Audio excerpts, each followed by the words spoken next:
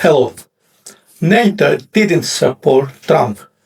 Let that sink in for a moment. The most powerful military alliance in history just said no to its leader. And it's not a mistake. It's not a glitch.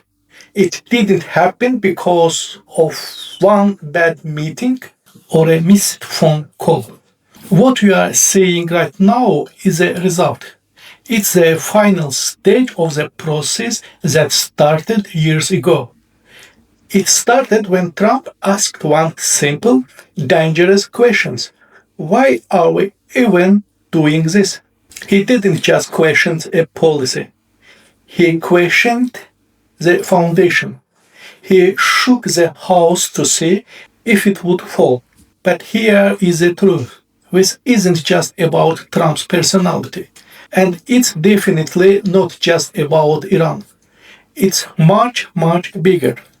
NATO is no longer acting as a single, predictable system. The all for one era, it's over. To understand why, we have to look at the cracks in the wall. To see what's happening today, we have to remember how it used to be. For decades, NATO worked on a very simple insurance policy. The deal was clear. The United States provides the muscle, the United States brings the nukes, the planes, the tech, and the money. In exchange, Europe follows the lead. They provide the basis. They support the strategy. It wasn't always perfect. There were arguments in the 16th, the 19th, and the 200s. But the structure was stable. Everyone knew their role. Everyone knew that if a crisis hit, the United States would show up. No questions asked. That was the golden rule of the West. And when Donald Trump walked into the room, Trump didn't care about golden rules. He didn't care about historical bonds or shared values. He looked at NATO and he didn't see an alliance. He saw an invoice, a bad business deal. He brought in a completely different logic, the logic of a landlord. He started talking about money. He started talking about unfair burden sharing. He looked at Germany, France, and the UK and said, "You aren't paying your fair share." He said Europe was freeloading on the American taxpayer. And for a while, people thought it was just talk, just a negotiation tactic to get them to spend more on tanks. But when he said the words that changed history, he said the US is not automatically obligated to defend its allies. Stop and think about that. If the leader of the gang says he might not show up for the fight, is there even a gang anymore? What wasn't just rhetoric? That was a total shift in the global order. Once you plant a seed of doubt, you can't just dig it up. Europe heard him loud and clear. Even the leaders who smiled for the cameras were worried behind closed doors.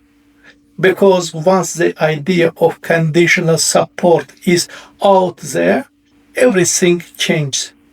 Imagine you have a house. You pay for insurance every month.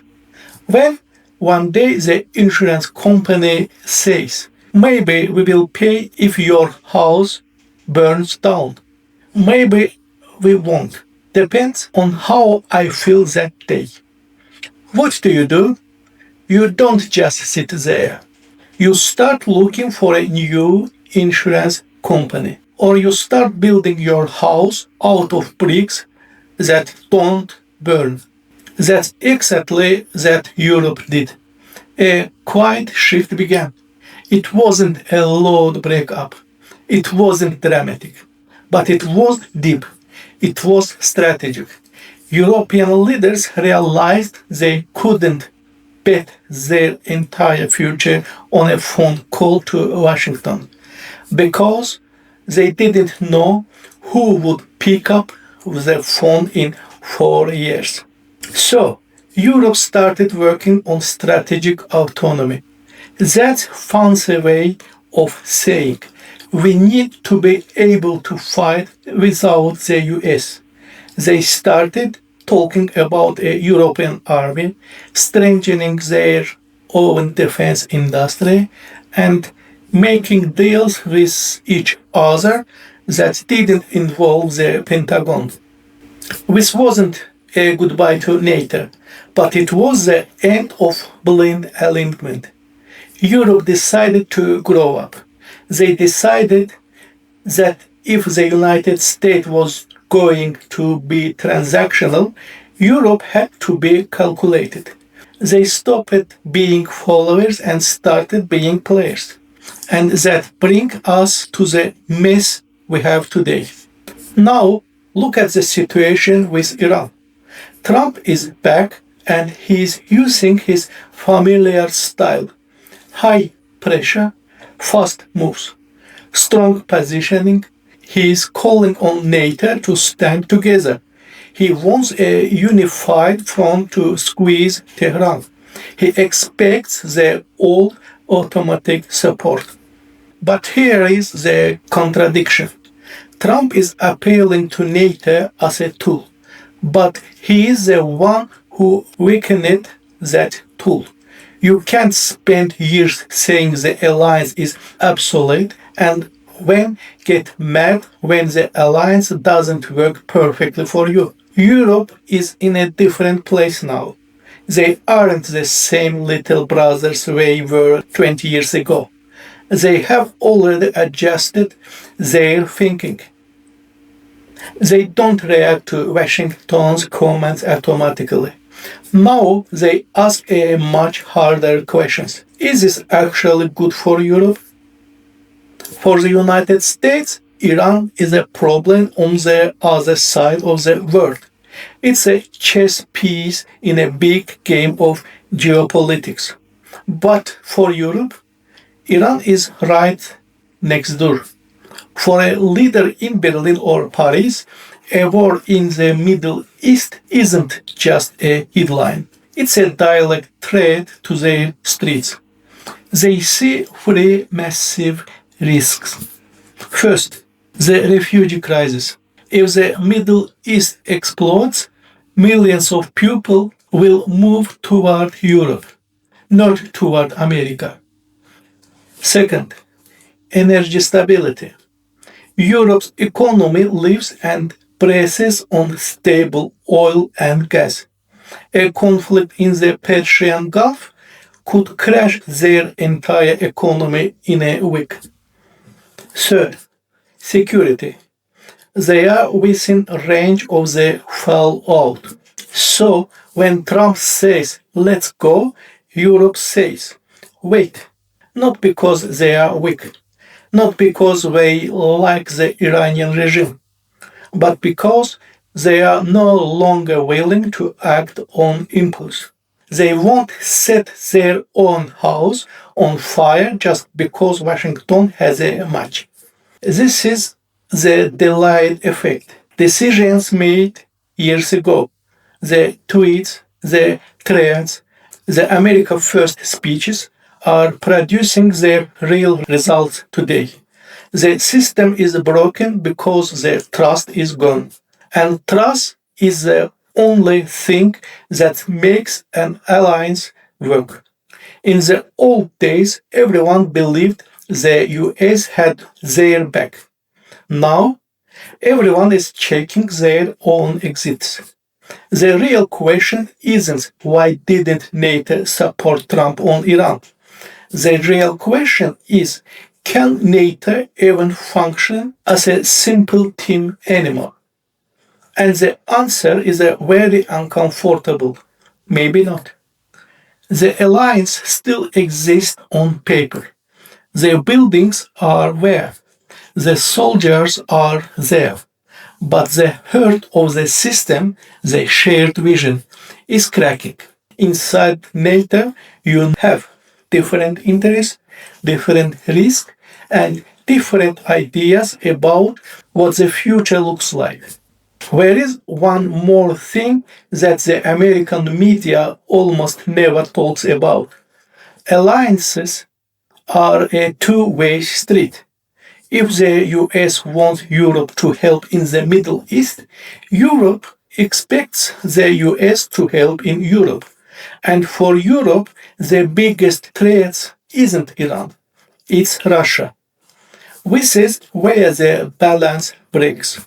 Europeans look at the US and see a country that is sometimes hot and sometimes cold on Russia. They see a president who might make a deal with Moscow over their heads. So they think, if you won't give us 100% certainty on our border, why should we give you 100% support in yours? Security isn't a subscription service you can cancel and restart whenever you want. It's a shared system. When that balance is disrupted, the whole thing starts to show cracks. Even the strongest walls fall if the foundation is made of sand. So, what is the bottom line? NATO is changing. It's moving away from a world where everyone does what Washington says. It's becoming a system of negotiation. Everything will be a deal. Everything will be a trade. It will be slower, it will be harder, and it will be much less predictable. This isn't just a political moment, it's a shift in how the world is run. The old guard is gone. The new world is messy, transactional, and divided. The situation with Iran is just a signal that the old alliance is dead, and we are still trying to figure out that comes next. If you want to understand this shift without the propaganda, if you want the cold hard truth about power, subscribe, because that we're seeing right now isn't just news. It's history in the making, and you don't want to watch it with your eyes closed.